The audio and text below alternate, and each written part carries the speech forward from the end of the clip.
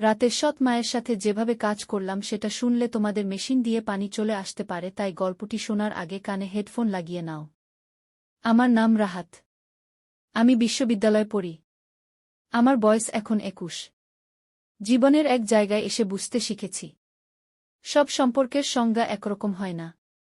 কখনো কোনো কিছু সম্পর্ক ভাষায় ধরা যায় না, তবুও সে সম্পর্ক থেকে দূরে থাকা যায় না। আমার মা নেই। অনেক ছোট বয়সেই তাকে হারিয়েছি।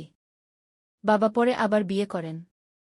ঘরে আসেন একজন নতুন মানুষ, যাকে সবাই এখন আমার সৎ মা বলে।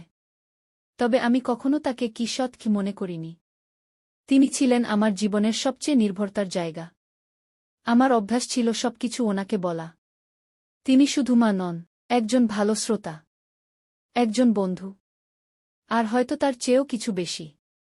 শুধু একটাই দুঃখ দেখতাম তার চোখে। তিনি কখনো মা হয়ে উঠতে পারেননি।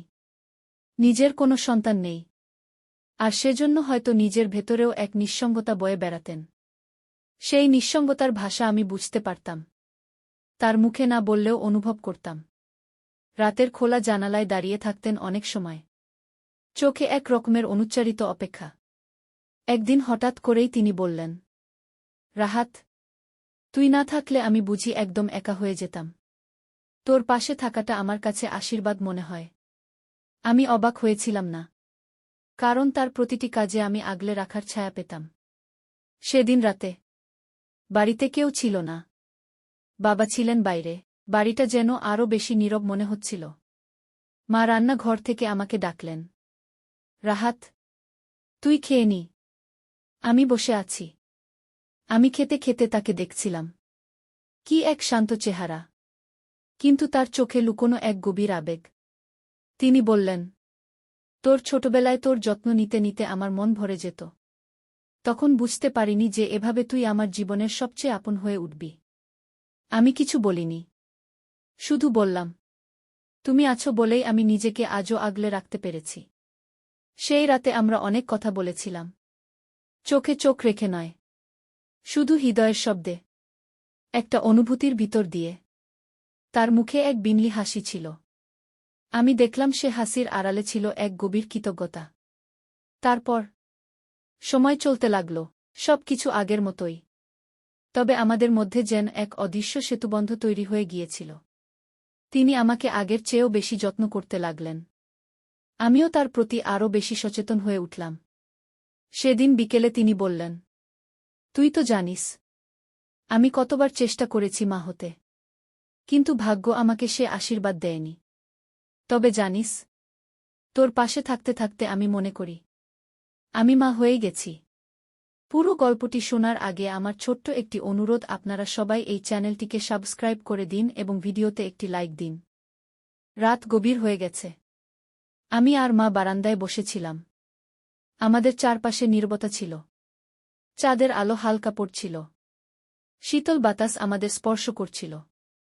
মা ধীরে ধীরে আমার কাঁধে মাথা রাখলেন। আমি ওনার হাত শক্ত করে ধরে রাখলাম। আমরা চোখে চোখ রেখে কিছুক্ষণ চুপ করেছিলাম। কোনো শব্দ ছিল না, শুধু হৃদয়ের স্পন্দন শোনা যাচ্ছিল। মা হঠাৎ বললেন, তুই আমার জীবনের সবচেয়ে বড় উপহার। তোর মতো ছেলে পেয়ে আমি ভাগ্যবান। তুই না থাকলে আমার জীবন ফাঁকা হয়ে যেত। আমি ওর হাত আরও শক্ত করে ধরলাম।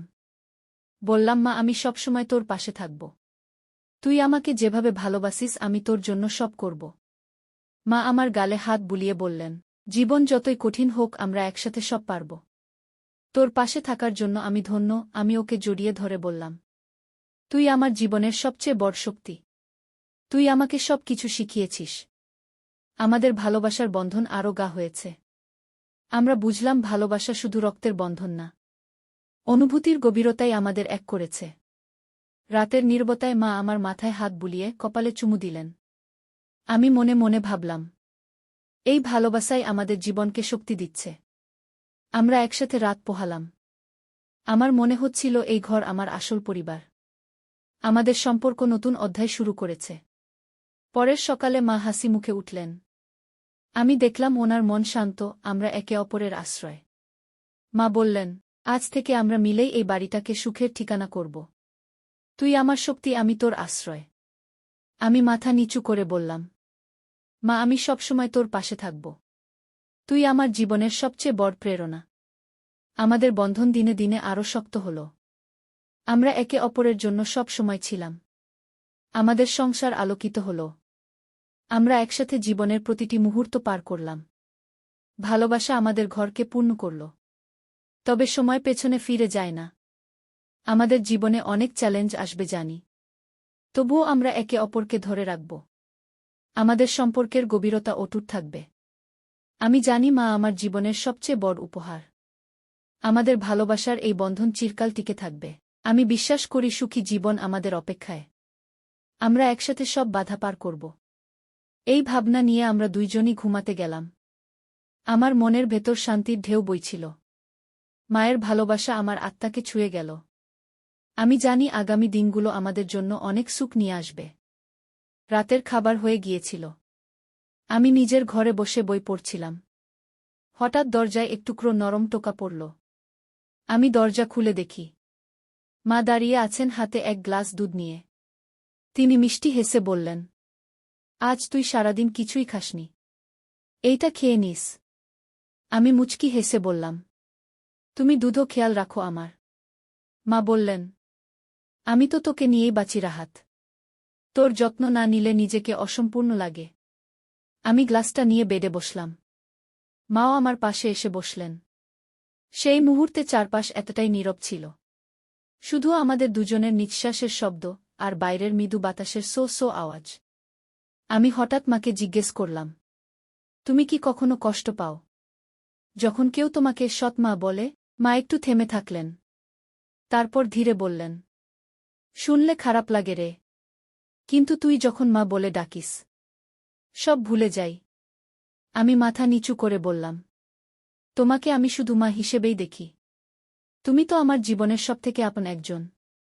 তিনি হাতটা আমার মাথায় রাখলেন। তপ্ত হাতে আলতো করে চুলে বিলি কাটতে লাগলেন।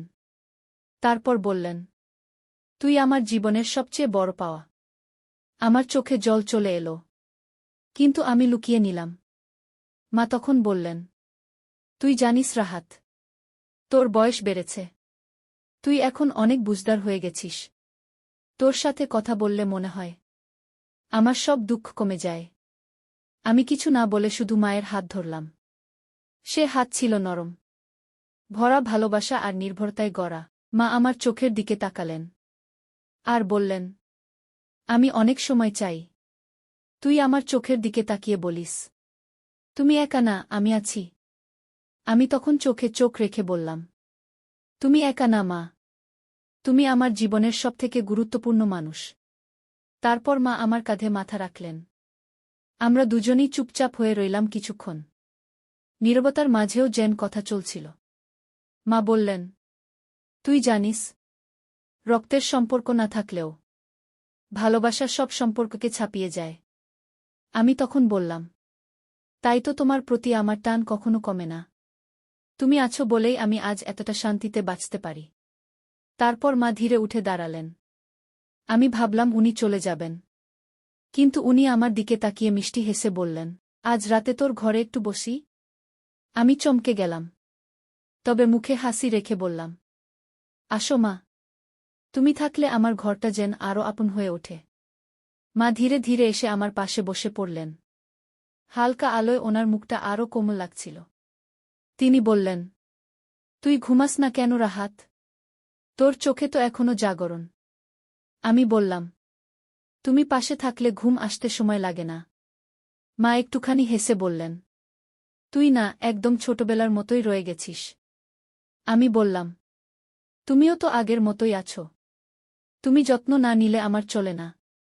এরপর তিনি আমার কপালে একটা আলতো চুমু দিলেন, যেমন ছোটবেলায় দিতেন, যার মধ্যে শুধু মায়া আর শান্তির ছোঁয়া ছিল। আমি বললাম, তোমার এই ছোঁয়া আমাকে একদম অন্যরকম করে দেয়। মা হেসে বললেন, তুই থাকিস পাশে সব সময়। তোর মুখটা দেখলে মনে হয় আমি একা না আর।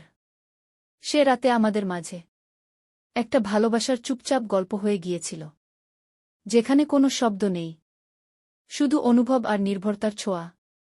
আমরা একসাথে ছাদে গিয়ে দাঁড়ালাম কিছুক্ষণ। ভোরের হাওয়া বইছিল। মা আমার হাত ধরলেন।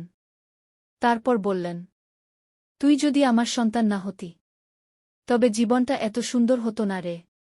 আমি আস্তে করে বললাম, তুমি ছায়ার মতো পাশে থেকো, আমি আলো হব তোমার জন্য। সেই রাত ছিল আমাদের জীবনের এক মোড় ঘোরানোর সময়। সেদিন বুঝেছিলাম, ভালোবাসা কখনো রক্তের হয় না, ভালোবাসা হয় হৃদয়ের। সেই থেকে মা আর আমি আরও কাছাকাছি হয়ে গেলাম। সবকিছু ভাগ করে নিতে শিখলাম। ভালোবাসা বলতে শুধু বলা না, ভালোবাসা মানে পাশে থাকা। সকালটা ছিল একেবারে শান্ত, পাখির ডাকে ঘুম ভাঙল। আমি বিছানা ছেড়ে নিচে গেলাম। মা তখন জানালার পাশে বসে চা খাচ্ছিলেন।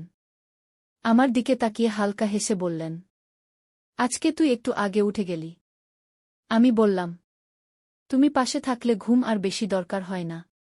মা মুচকি হেসে বললেন, তোর মুখে এসব কথা শুনলে আমার বুকটা ভরে যায় রে।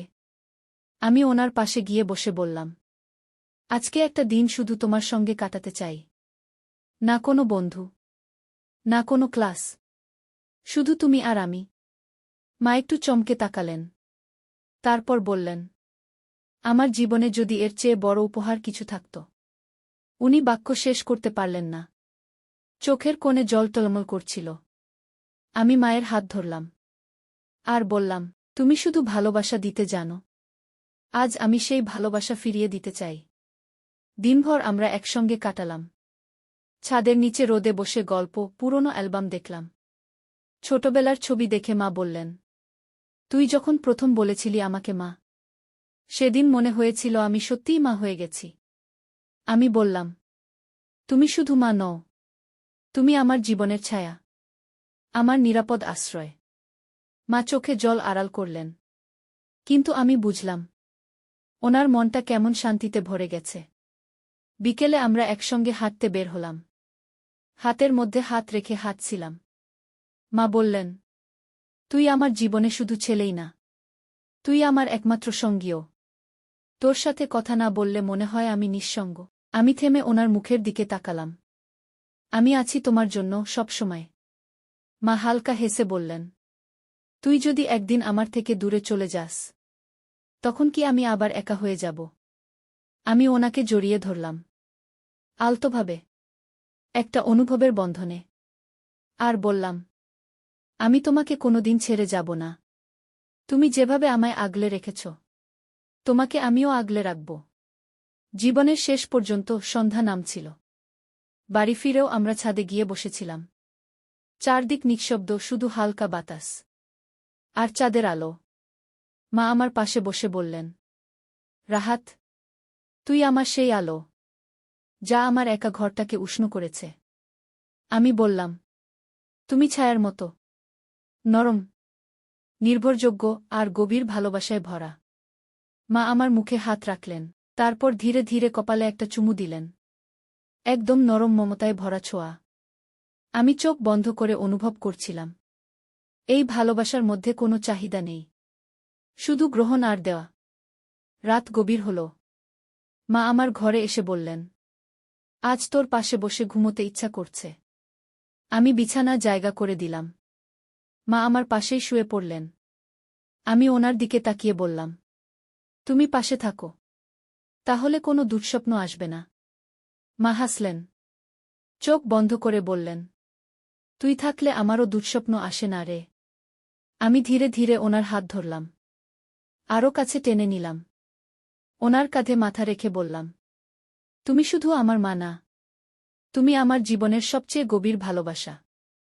মা কিছু বললেন না, শুধু হাত দিয়ে আমার মাথায় আলতো করে চুলে বিলি কাটতে কাটতে বললেন, ভালোবাসা মানে এই তো, কেউ একজন নিঃশব্দে পাশে থাকে, না চেয়ে সব দিয়ে দেয়। সেই রাতে ঘুম আসেনি। আমরা দুজন শুধু পাশে ছিলাম, চুপচাপ, ভালোবাসার নীরব ভাষায়।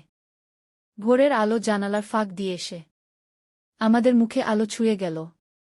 মা তখনও আমার হাত ধরেছিলেন, আর আমি তখনও বুঝে গিয়েছিলাম, এই সম্পর্কের নাম দেওয়া যায় না, তবে এই ভালোবাসা আমার জীবনের সবচেয়ে বড় পাওয়া। এই ছিল আমাদের শেষ রাতের গল্প, এক নিঃসঙ্গ ছায়া আর এক তরুণ হৃদয়ের নিঃশব্দ ভালোবাসার বন্ধন, যা শব্দে ধরা যায় না, তবে অনুভবে থেকে যায় চিরকাল।